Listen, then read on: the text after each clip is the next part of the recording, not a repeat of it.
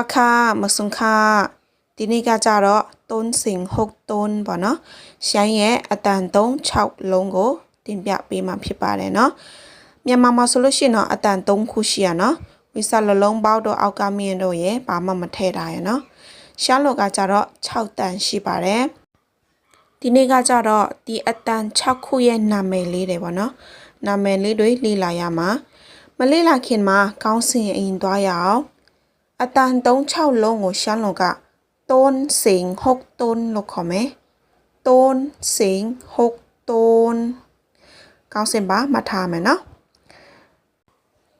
လေ့လာကြည့်အောင်ပထမတစ်လုံးကကြတော့ဘာမှမထည့်ဘူးเนาะဘာမှမထည့်ဘူးဆိုရင်ရှမ်းလောကပေါလို့ခေါ်မယ်သူ့နာမည်ကပေါနောက်တစ်ခုကကြတော့ကောမကုတ်လေးပါเนาะရှမ်းလောကยักษ์လို့ခေါ်မယ်เนาะยักษ์နောက်တစ်ခုကကြတော့အဆက်ကလေးနဲ့ကောမကုတ်လေးပါเนาะยักษ์จำยักษ์ကဆိုတဲ့ခါမှာနှခမ်းမပိတ်ရအောင်เนาะจำကကြတော့နှခမ်းပိတ်သွားမှာเนาะยักษ์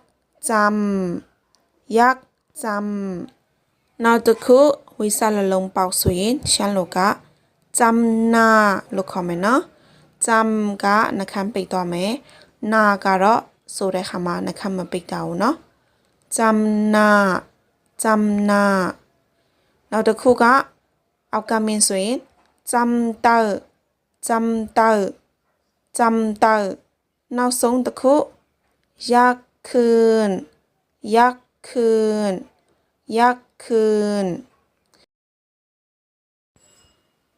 စာလုံးပေါင်းရေးတဲ့ခါမှာဒီအပေါ်ကတင်ဂီတတွေပဲရေးရမှာเนาะဒီအောက်ကစာနဲ့ရေးထားတဲ့စာတွေကကြတော့အဲ့ဒီတင်ဂီတတွေရဲ့အတန်ထွက်ကိုရှမ်းလို့စာလုံးပေါင်းနဲ့ပေါင်းပြထားတာဖြစ်ပါတယ်เนาะအခါအဲ့ဆိုလို့ရှိရင်အတန်ထွက်လေးတွေနောက်တစ်ခေါက်သွားဆိုကြည့်ရအောင်เป่ายักษ์จำนา